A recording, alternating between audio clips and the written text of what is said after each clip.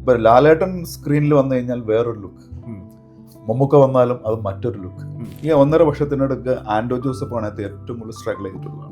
അത് ആൻഡോ മമ്മൂക്ക ഈ ബ്രേക്ക് എടുത്ത സമയത്തും എന്നോട് പറയണ്ടായി, മമ്മൂക്ക പഴയതിലപ്പുറമായിട്ട് തിരിച്ചു വരും മോനെ, അതിൽ യാതൊരു സംശയമില്ല. മഹേഷ് ഒരു പ്രോജക്റ്റ് അല്ല, അദ്ദേഹത്തിന്റെ ഒരു പ്രോഡക്റ്റാണ്. അദ്ദേഹത്തിന്റെ സിനിമ എന്ന് പറഞ്ഞാൽ അത് ഇങ്ങനെ ആവണമെന്ന് വിചാരമുള്ള ഒരാളാണ്. അത് അതേപോലെ പുള്ളി ആക്കിയിരിക്കും. മമ്മൂക്ക പറഞ്ഞതാണ്, എല്ലാം അറിയാവുന്ന ഒരു ഡയറക്ടർ, അതാണ് അവന്റെ പ്രത്യേകത എന്ന് പറഞ്ഞു. അങ്ങനെ ഒരു സസ്പെൻസ് എനിക്ക് പറയാൻ പറ്റില്ല, പക്ഷേ മലയാളത്തിൽ ഇതുവരെ ഫഹദ് ചെയ്യാത്ത ഒരു ക്യാരക്ടറാണ്. പാൻ ഇന്ത്യൻ സിനിമാ ലോകത്തേക്ക് മലയാളത്തിന്റെ മഹാസംഭവം എത്തുകയാണ്. മെയ് 1 തീർച്ചയായിട്ടും ദ പാട്രിയോട്ട് സിനിമ റിലീസാകുന്നു. ദോഹയിൽ നമ്മുടെ ഏറ്റവും വലിയ സന്തോഷം എന്താണെന്ന് വെച്ചിട്ടുണ്ടെങ്കിൽ, ചിത്രത്തിന്റെ പ്രൊഡ്യൂസർ അദ്ദേഹം നമ്മുടെ ദോഹയിലാണ്, ഖത്തറിലാണ്. വളരെയധികം സ്നേഹത്തോടെ സ്വാഗതം ചെയ്യുന്നു പ്രൊഡ്യൂസറും ആക്ടറുമായ CR സലീം സാറിനെ. Sir, welcome to Radio Suno. Thank you. ശരിക്കും പറഞ്ഞാൽ ഞാൻ തുടക്കത്തിൽ പറഞ്ഞതുപോലെ തന്നെ മലയാളത്തിന്റെ മഹാസംഭവമാണ് ഇന്ത്യയിൽ സിനിമയ്ക്ക് നൽകാൻ പോകുന്നത്. തീർച്ചയായും ശരിക്കും ഒരുപാട് പ്രതീക്ഷകളോട് കൂടിയിട്ട് വെയിറ്റ് ചെയ്യുന്നത്. കഴിഞ്ഞ ദിവസം ഒരു മീറ്റിങ്ങിന്റെ ഭാഗമായിട്ട് ഖത്തർ സിനിമാസിലൊക്കെ ചെന്ന സമയത്ത് അദ്ദേഹം ഒരു വിദേശ രാജ്യത്തുള്ള ഒരാളാണ്. അപ്പം അദ്ദേഹം ഈ നമ്മുടെ സിനിമയുടെ പോസ്റ്റ് കാണിച്ചിട്ട് ഭയങ്കര പ്രതീക്ഷയോടുകൂടി കാത്തിരിക്കുകയാണെന്നാണ് പറയുന്നത്. എങ്ങനെയാണ് ഒരു പ്രൊഡ്യൂസർ എന്ന നിലയിൽ സാറിന്റെ പ്രതീക്ഷകൾ എങ്ങനെയാണ്? എൻ്റെ പ്രതീക്ഷ നിങ്ങൾ കാത്തിരിക്കുന്ന പോലെ തന്നെയാണ് ഞാനും. പക്ഷെ ഈ സിനിമ സ്റ്റാർട്ടിങ് ആൻഡോ എന്നോട്, എൻ്റെ മെയിൻ പ്രൊഡ്യൂസറാണ് ആൻഡോ. അപ്പോൾ ആൻഡോ എന്നോട് എൻ്റെ സിനിമയുടെ കഥ പറയാൻ വരുമ്പോൾ ഇതിനകത്ത് ലാലേട്ടനില്ല, ഫഹദ് ഇല്ല, ഒക്കെയാണ്. മമ്മൂക്കായും അങ്ങനെയൊക്കെയുള്ള ടീമാണുള്ളത്. അതിനുശേഷം ദിവസങ്ങൾ കഴിയുന്നിടത്തോളം ഓരോരുത്തർ പുതിയത് ആഡായിട്ട് വരെയായിരുന്നു. ആദ്യം ലാലേട്ടൻ ജോയിൻ ചെയ്യുമെന്ന് പറഞ്ഞു. അത് നമുക്ക് വളരെ സർപ്രൈസാണ്, ഭയങ്കര സന്തോഷമായി. അതിനുശേഷമാണ് ഫഹദ് ജോയിൻ ചെയ്യുന്നത്. അപ്പോൾ പിന്നെ അങ്ങനെ വലിയൊരു കോമ്പിനേഷനായി അവർ, ഇത് മലയാളത്തിന്റെ മൊത്തം ടീമുകൾ തമ്മിൽ. അന്ന് മുതൽ നമ്മൾ ഇതിന്റെ ഷൂട്ട് തുടങ്ങുന്ന സംഭവം കാര്യങ്ങളൊക്കെ ആയിട്ട് വളരെ എന്റർടൈൻമെന്റ് ആണ്. പക്ഷെ ഇതിന്റെ സ്ക്രിപ്റ്റും കാര്യങ്ങളും കണ്ടിട്ട് ശേഷം പടത്തിന്റെ ലൊക്കേഷനിൽ ചെല്ലുമ്പോഴും അതിൽ കൂടി നമ്മൾ ഭയങ്കര പോസിറ്റീവായിരുന്നു. കാരണം ഇതൊക്കെ ഓരോ രാജ്യങ്ങളിലായിരുന്നു ലൊക്കേഷൻ. ഈ പറഞ്ഞതുപോലെ തന്നെ ഇപ്പൊ ഒരു 17-18 വർഷത്തിന് ശേഷമാണ് ലാലേട്ടനും മമ്മൂക്കയും അവർ ഒരുമിക്കുന്നത്. ഇത് തന്നെ ആ സിനിമയുടെ ഏറ്റവും വലിയ ടാസ്ക്കാണ്. അവരുടെ ഡേറ്റുകൾ നോക്കണം, അവരുടെ സ്കെഡ്യൂളുകൾ നോക്കണം. അപ്പോൾ ആ ടാസ്ക് ഒക്കെ എങ്ങനെയാണ് കൃത്യമായിട്ട് നിങ്ങളുടെ ടീം മാനേജ് ചെയ്തത്? അതിൽ നമുക്ക് ആൻഡോ ജോസഫിനെ നമിച്ചേ പറ്റൂ. കാരണം എൻ്റെ സുഹൃത്തും കൂടിയായ ആൻഡോ ജോസഫ് കഴിഞ്ഞൊരു 1.5 വർഷമായിട്ട് ഇപ്പോൾ ഷൂട്ട് തുടങ്ങിയിട്ട് ഇപ്പോൾ ഈ റിലീസ് വരുമ്പോഴേക്കും ഒരു 1.5 വർഷം ആവും. ഈ 1.5 വർഷത്തിനടുക്ക് ആൻഡോ ജോസഫ് ആണ് ഏറ്റവും കൂടുതൽ സ്ട്രഗിൾ ചെയ്തിട്ടുള്ളതാണ്. കാരണം ഇവരെ എല്ലാവരെയും ഒരുമിച്ച് കൊണ്ടുവരണം, ഒരുമിച്ചുള്ള ഷൂട്ട്. ഇവർക്ക് എല്ലാം പല ലൊക്കേഷനിൽ ഷൂട്ട് ഉണ്ടാവും. അതിനിടയ്ക്ക് മമ്മൂക്ക ബ്രേക്കായി. ആ ബ്രേക്കായ സമയത്ത് ആൻഡോയുടെ ഒരു ഏറ്റവും വലിയൊരു ആത്മാ സുഹൃത്തും കൂടിയാണ്. അവർ തമ്മിൽ അത്രയും വലിയൊരു ആത്മബന്ധമാണ് ഉള്ളത്, മമ്മൂക്കയും ആൻഡോയും തമ്മിലുള്ളത്. മമ്മൂക്ക ഏത് നിമിഷം ഇപ്പം എൻ്റെ കൂടെ ആൻഡോ ഒരു 1/2 മണിക്കൂർ എവിടെയെങ്കിലും സ്പെൻഡ് ചെയ്യുന്നുണ്ടെങ്കിൽ അതിനിടയ്ക്ക് ഒരു 10 കോൾ മമ്മൂക്കയുടെ ഉണ്ടാവും. അപ്പോൾ അവർ തമ്മിൽ അത്രയും വലിയൊരു ആത്മബന്ധമാണ് ഉള്ളത്. അപ്പോൾ ഇത് സിനിമ ഇടയ്ക്ക് ബ്രേക്കായി. പിന്നെ ബ്രേക്കായി കഴിഞ്ഞപ്പോൾ ബാക്കിയുള്ളവർക്കൊക്കെ ഷൂട്ടുണ്ടല്ലോ, അപ്പോൾ എല്ലാവരുടെയും ലുക്ക് മാറും. ഇതൊക്കെ ഒരു വലിയ ടെൻഷനുള്ള കാര്യമായിരുന്നു. ഇതെല്ലാം അവരുമായിട്ടുള്ള ഓരോരുത്തരുമായിട്ടുള്ള ഡിസ്കഷനും ആ ഒരു കമ്മ്യൂണിക്കേഷനും പിന്നെ നമ്മുടെ ആന്റണി പെരുമ്പാവൂർ അദ്ദേഹവും ഒക്കെ ആയിട്ടുള്ള ആൻഡോയുടെ വലിയൊരു ബന്ധമാണ് ഈ സിനിമയെ ഇവിടം വരെ എത്തിക്കാൻ പറ്റിയത്. അതിൽ ഏറ്റവും കൂടുതൽ സ്ട്രഗിൾ ചെയ്തേക്കണ ആൻഡോ ആണ്. പക്ഷെ ഞാനൊക്കെ വളരെ കുറച്ച്, നമ്മൾ ഇവിടുന്ന് നമുക്ക് ടൈം ഉണ്ടാക്കി നമ്മൾ ലൊക്കേഷനിൽ ചെല്ലുന്നു. ആ ലൊക്കേഷനിൽ ചെല്ലുന്ന സമയങ്ങളിൽ മാത്രമേ നമുക്ക് ചെറിയ ടെൻഷനുകളും കാര്യങ്ങളുള്ളൂ. അതല്ലാത്തപ്പോൾ എല്ലാം നമ്മളോട് ഫോണിലൂടെ നമ്മൾ കമ്മ്യൂണിക്കേഷൻ ചെയ്യുകയും കാര്യങ്ങൾ പറയുകയും ചെയ്തത് അത് ആൻഡോ ജോസഫ് തന്നെയാണ്. ഓക്കെ. ഈ സിനിമയുടെ ഒരു വലിയ പ്രത്യേകത, ഇത്രയും വലിയ ബാനർ, ഇത്രയും വലിയ താരങ്ങൾ, അതോടൊപ്പം തന്നെ എടുത്തു പറയേണ്ടതാണ് മഹേഷ് നാരായണൻ എന്ന സംവിധായകൻ. തീർച്ചയായിട്ടും നമുക്കറിയാം മാലിക് പോലെയുള്ള, അതല്ലെങ്കിൽ ടേക്ക് ഓഫ് പോലെയുള്ള ചിത്രങ്ങൾ അദ്ദേഹം സമ്മാനിച്ച രീതി വേറെയാണ്. അതുകൊണ്ട് തന്നെ മലയാളികൾക്ക് ഇതൊരു വലിയ പ്രതീക്ഷയാണ്. ഇത് ഇന്ത്യൻ സിനിമയിലേക്ക് തന്നെ ഒരു അധ്യായമായി മാറും എന്നൊക്കെയാണ് നമ്മൾ പ്രതീക്ഷിക്കുന്നത്. എങ്ങനെയാണ് ആ സംവിധായകനെ സലീംക്ക നോക്കി? ആ സംവിധായകനെ ഞാൻ ഓർക്കുന്ന വെച്ചിട്ടുണ്ടെങ്കിൽ ഫസ്റ്റ് പടം ടേക്ക് ഓഫ് ആണ്. അപ്പൊ ഞാനും കൂടിയുള്ളൊരു പടമാണ്. അപ്പൊ അതില് ദുബൈയിൽ റാസൽ കൈമയിലായിരുന്നു എൻ്റെ ഷൂട്ടൊക്കെ കഴിഞ്ഞ് ഞാൻ ആ സിനിമയുടെ ഫസ്റ്റ് റിലീസിൻ്റെ അന്ന് ആ സിനിമ കണ്ടതിന് ശേഷം എൻ്റെ ജീവിതത്തിൽ ആദ്യമായിട്ടാണ് സിനിമ കണ്ടിട്ട് ഫുൾ ക്രൗഡ് എണീച്ച് നിന്ന് കൈയടിക്കുന്നത്.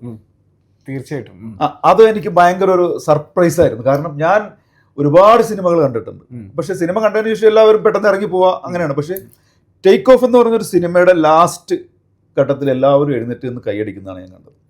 അപ്പം അന്ന് ഞാൻ മഹേഷിനെ മനസ്സിലാക്കിയിട്ടുള്ളതാണ്. മഹേഷ് ഒരു പ്രോജക്റ്റ് അല്ല, അദ്ദേഹത്തിൻ്റെ ഒരു പ്രോഡക്റ്റാണ്. ആ പ്രോഡക്റ്റിനെ എങ്ങനെ മാർക്കറ്റിൽ കൊണ്ടുവരാം, അത് ജനങ്ങളിലേക്ക് എത്തിക്കാം, ജനങ്ങൾ ഇഷ്ടപ്പെടുന്ന രീതിയിൽ. മഹേഷ് എന്നും കൊണ്ടുവരുന്ന കഥകൾക്ക് ഒരുപാട് വ്യത്യസ്തതയുള്ള കഥകളാണ്. ഇപ്പം മാലിക് കൊണ്ടുവന്നു, അതുപോലെ തന്നെ ഈ ടേക്ക് ഓഫ് കൊണ്ടുവന്നു, പാട്രിയറ്റിൽ വന്ന് നിൽക്കുന്നു.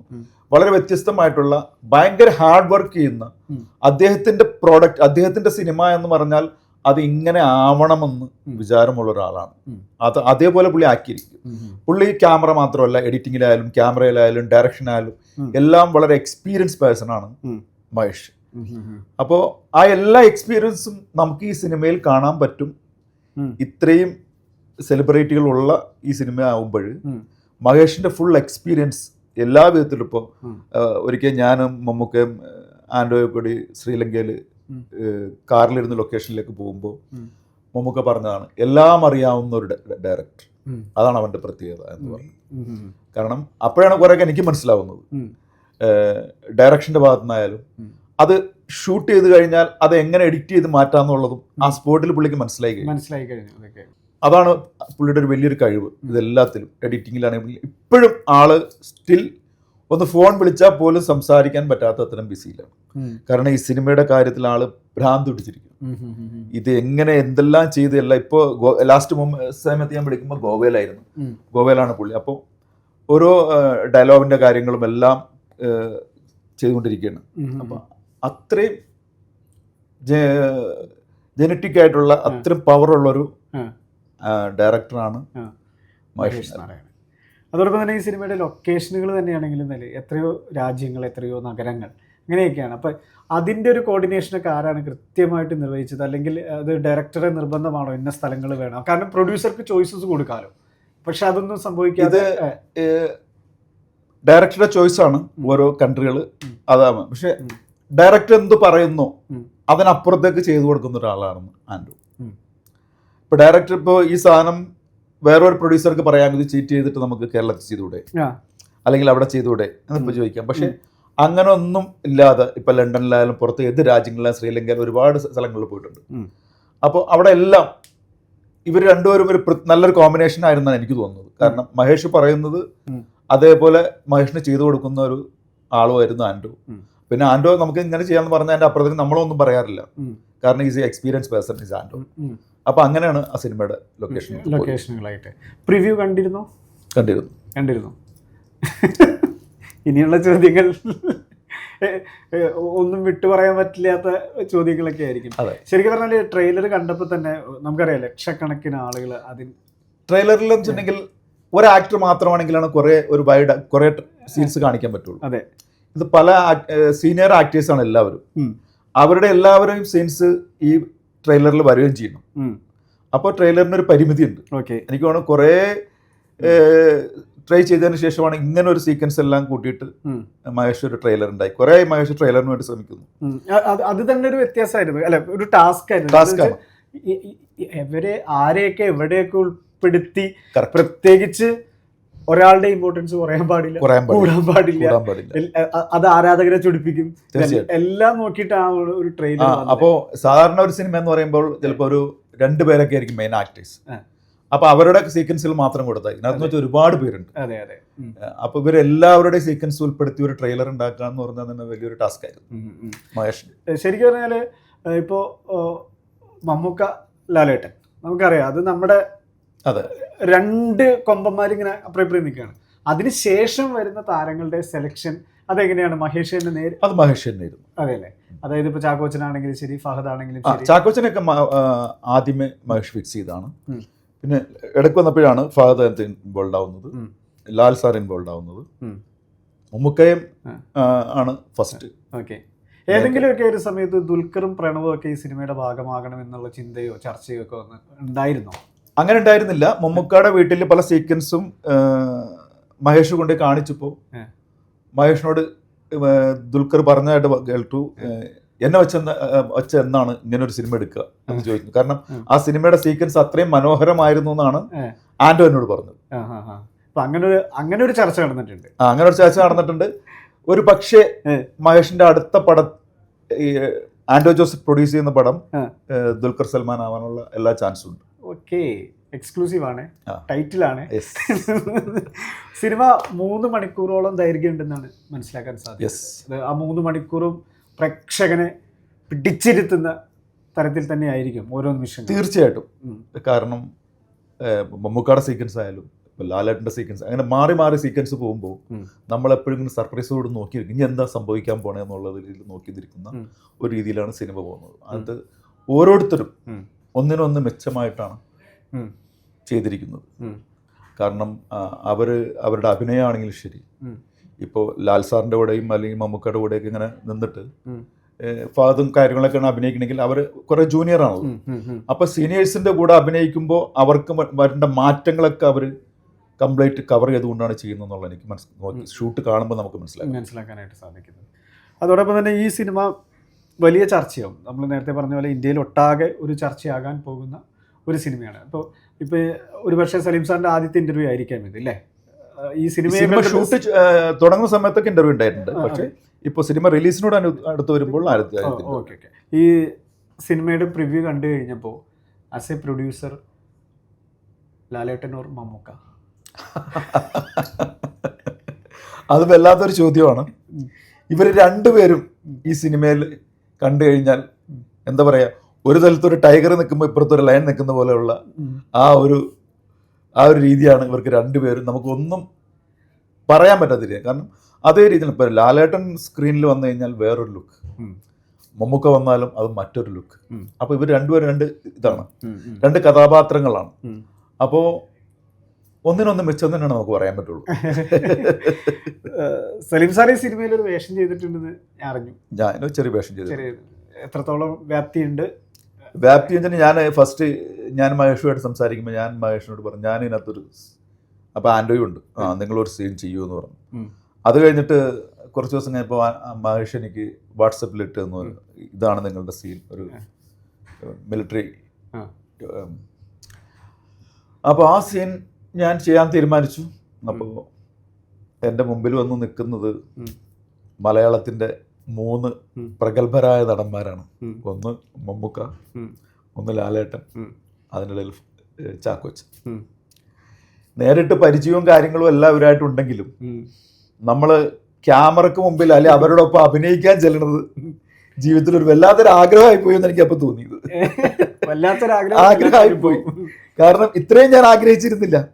സിനിമയിൽ അഭിനയിക്കണമെന്ന് ആഗ്രഹിച്ചിരുന്നെങ്കിലും ഇത്രയും വലിയൊരു ടീമിന്റെ കൂടെയാണ് അഭിനയിക്കണമെന്നുള്ള അപ്പോൾ എനിക്ക് തോന്നുന്നു. അപ്പോൾ ഇവർ 3 പേര് എൻ്റെ മുമ്പിൽ വന്നപ്പോൾ ഞാൻ മഹേഷിനോട് പറഞ്ഞു, മഹേഷ് എൻ്റെ കൈയും കാലൊക്കെ വറക്കുന്നുണ്ട്. ഇവർ 3 പേരാണ്. അപ്പോൾ ഇവർ ഒരു ടേൺ ചെയ്തിട്ടാണ് ഇവർ 3 പേര് എൻ്റെ അടുത്തേക്ക് വരുന്നത്. സത്യം പറഞ്ഞാൽ ആദ്യം ഞാനൊന്ന് പതറി. ഞാൻ പറഞ്ഞു, മഹേഷ് ഒന്നൊരു വലിയ ലയൺ അങ്ങനെയുള്ള കാട്ടിൽ ചെന്നേയും വലിയൊരു ഇതിൻ്റെ മുമ്പിൽ പെട്ടുപോകുമ്പോൾ എങ്ങനെ ഇരിക്കും, അതേപോലെയാണ് ഞാൻ ഇവരെ കാണുന്നത്. എനിക്ക് നോക്കിയിട്ട്, കാരണം ഇവർ നമ്മൾ നോർമൽ കാണുന്ന ക്യാരക്ടറായിട്ട് മാറുകയാണല്ലോ ഓരോരുത്തരും. ഇപ്പം ലാൽ സാറായാലും ശരി, ചാക്കോച്ചനായാലും ശരി, മമ്മൂക്കായാലും ശരി, നമ്മൾ സാറിനെ കാണുമ്പോൾ അല്ലെങ്കിൽ ഹായ് അല്ലെങ്കിൽ ചിരിക്കുക ഇതൊക്കെയാണല്ലോ. ഇതൊക്കെ മാറിയിട്ട് ഒരു ക്യാരക്ടറായിട്ട് നമ്മുടെ മുമ്പിലേക്ക് വരുമ്പോൾ ഡാനിയൽ ജെയിംസും റഹീം നായിക്കും ഒക്കെയാണ് ഞാനാകെ പേടിച്ചു. അപ്പം മഹേഷ് രണ്ടും കൽപ്പിച്ചാണ് വിട്ടോളാൻ പറഞ്ഞു.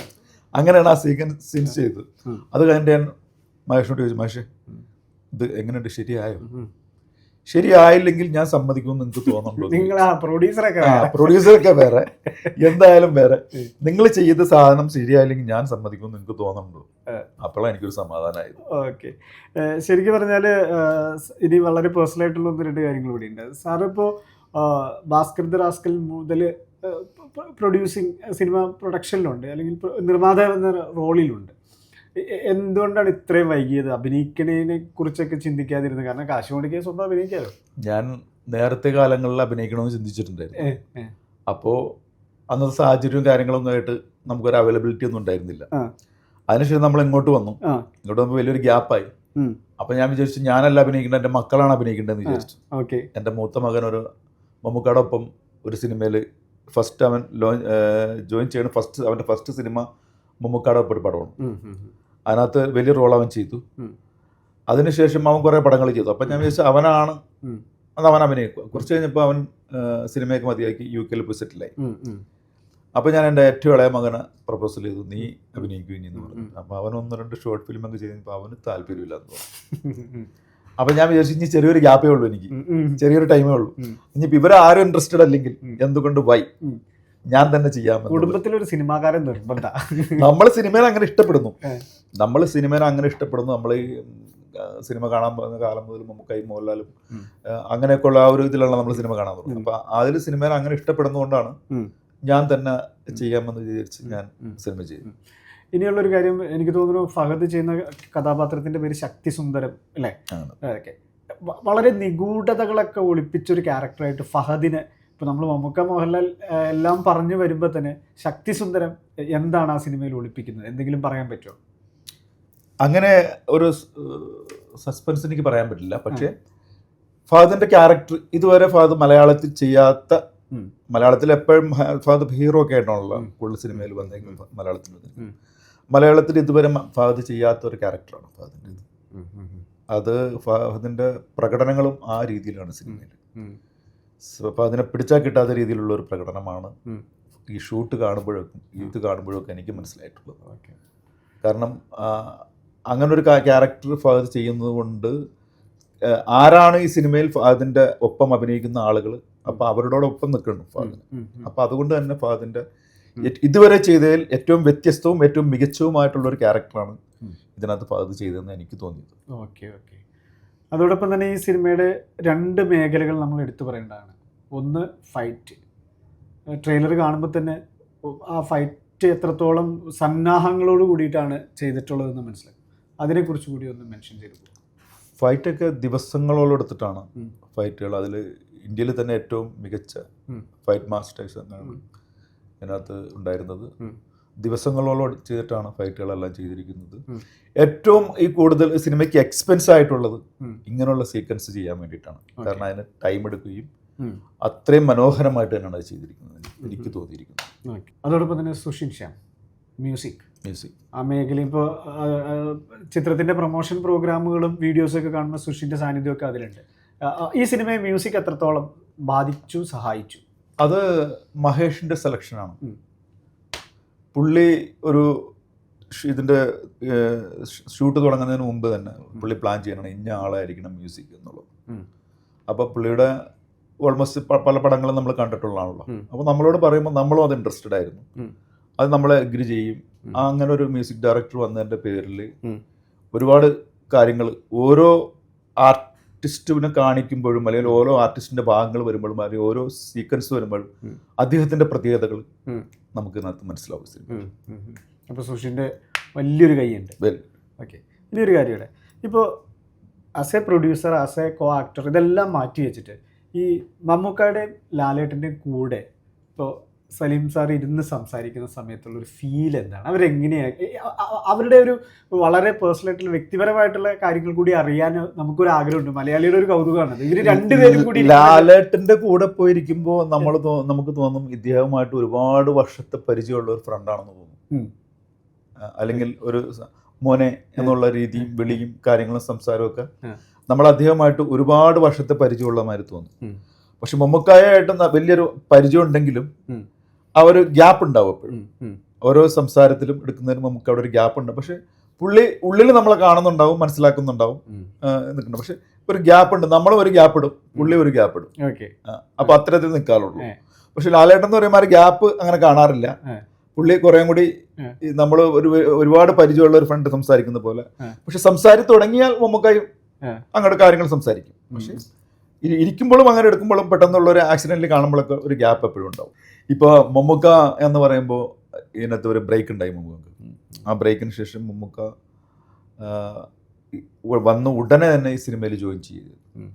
അത് ഈ സിനിമയുടെ പ്രൊഡ്യൂസറുമായിട്ടുള്ള ഒരു അത്ര അടുത്ത ബന്ധം കൊണ്ട്, അല്ലെങ്കിൽ വേറൊരാളുമാണ് ഈ സിനിമ പ്രൊഡ്യൂസ് ചെയ്യുന്നതെങ്കിൽ ഞാൻ ഉറപ്പ് പറയുന്നു മമ്മൂക്ക അങ്ങനെ വന്നൊരു സാഹചര്യത്തിൽ കുറേ ദിവസങ്ങൾ, കുറേ മാസങ്ങൾ കൊണ്ട് റെസ്റ്റിനൊക്കെ ശേഷമാണ് മമ്മൂക്ക ജോയിൻ ചെയ്യുള്ളൂ. പക്ഷെ ആ ഹോസ്പിറ്റലൈസ് കഴിഞ്ഞ് ഉടനെ തന്നെ വന്നു ഉം. ഇത് ആൻഡ്രോ ജോസഫ് ആയതുകൊണ്ട് മാത്രം ഉം. മമ്മൂക്ക ഇത് ജോയിൻ ചെയ്തു. ഉം. കാരണം അത്രയും പ്രശ്നങ്ങൾ പുള്ളിക്കുണ്ടായിരുന്നു. ഉം. എനിക്ക് തന്നെ തോന്നിയിട്ടുണ്ട്. അപ്പോൾ ഇത്രയും പെട്ടെന്ന് എന്നോട് ആൻഡ്രോ വിളിച്ച് നമുക്ക് നാളെ ജോയിൻ ചെയ്യും, നമുക്ക് ഇന്ന സ്ഥലത്ത് ലൊക്കേഷനിലേക്ക് വരും എന്നൊക്കെ പറയുമ്പോൾ ഞാൻ സ്വപ്നത്തിൽ പോലും വിചാരിച്ചില്ല എത്ര പെട്ടെന്ന് നമുക്ക് ജോയിൻ ചെയ്ത് വരുമെന്നുള്ളൂ. കാരണം ഒരു റെസ്റ്റൊക്കെ ഉണ്ടാവും എന്ന് വിചാരിച്ചു. പക്ഷെ ആ റെസ്റ്റ് ഒന്നും വകവയ്ക്കാതെ ക്യാമറയുടെ മുമ്പിൽ വന്നാൽ മമ്മൂക്ക നമ്മുടെ പഴയ മമ്മൂക്കയായിട്ട് മാറുകയാണ്.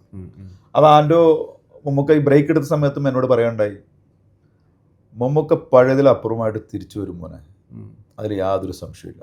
അത് അബ്സല്യൂട്ട്ലി കറക്റ്റായിരുന്നു. അത് കാരണം അവർ ലൊക്കേഷനിൽ വന്നാൽ സിനിമയിൽ അഭിനയിക്കാൻ വന്നാൽ പിന്നെ അവർ എന്ത് ഇപ്പോൾ ഒരു സീക്വൻസ് ചെയ്യുമ്പോൾ അതിനകത്ത് കംപ്ലീറ്റ് പൊടിയാണ്, ഡസ്റ്റ്. എനിക്കൊരു സെക്കൻഡ് പോലും അവിടെ നിൽക്കാൻ പറ്റില്ല. എനിക്കൊരു സെക്കൻഡ് പോലും ആ ഡസ്റ്റിൻ്റെ അകത്ത് നിൽക്കാൻ പറ്റില്ല. അപ്പോൾ ഞാനില്ലാത്ത സീനാണ്. പക്ഷെ ലാൽ സാർ അവിടെ ആ ചെയറിൽ തന്നെ ഇരിക്കുന്ന കണ്ടപ്പോൾ എനിക്ക് അത്ഭുതം. ഞാൻ അപ്പുറത്ത് കൂടെ പോയി നോക്കി എന്നിട്ട് ലാൽ സാർ തന്നെയാണോ ആ അത്രയും ഡസ്റ്റും കാര്യങ്ങളൊക്കെ ഉള്ള അതിനകത്ത്. അപ്പോൾ അവരുടെ സിനിമയിൽ അവർ ചെയ്യുന്ന ഹാർഡ് വർക്ക്, അവരുടെ സ്ട്രഗ്ലിങ് എത്രത്തോളം ഉണ്ടെന്നുള്ളത്. പിന്നെ ഞാൻ പറയാ ഇത് അവിടെ പറയാ ഇത് നമ്മളവിടെ നിന്നിട്ട് ഒരു നിമിഷം പോലും നിൽക്കാൻ പറ്റുന്നില്ല. പക്ഷെ ലാൽ സാർ അതിൻ്റെ അകത്ത് ഇത്ര നേരായി നിൽക്കുന്നു. അതൊക്കെ ഒരു വല്ലാത്ത, അവർ സിനിമയെ അങ്ങനെ സ്നേഹിക്കുന്നു. അവരുടെ സിനിമയിൽ അവർ ചെയ്യുന്ന സീക്വൻസ് ഇങ്ങനെ ആയി വരണം, അങ്ങനെ ആവണമെന്ന് നിർബന്ധമുള്ളത് കൊണ്ടാണ് അവരുടെ ഇന്നും ഇങ്ങനെ നിലനിൽക്കുന്നത്. അവരുടെ ഇപ്പം എത്രയോ വർഷങ്ങളായിട്ടുള്ള സഞ്ചാരമാണ് ഇന്നും സഞ്ചരിച്ചുകൊണ്ടിരിക്കും. എനിവേ വളരെയധികം സന്തോഷം. അതിഗംഭീരമായിട്ട് ചിത്രം 1-ാം തീയതി തിയേറ്ററിൽ എത്തിക്കഴിയുമ്പോൾ ഒരു സ്വീകാര്യത ലഭിക്കട്ടെ. ഇവിടെ ഗൾഫിലും നമ്മളുടെ നാട്ടിലുമെല്ലാം നേരത്തെ തുടക്കത്തിൽ പറഞ്ഞതുപോലെ തന്നെ പാൻ ഇന്ത്യൻ സിനിമയിലെ മലയാളത്തിൻ്റെ മഹാസംഭവമായി മാറട്ടെ. Thank you.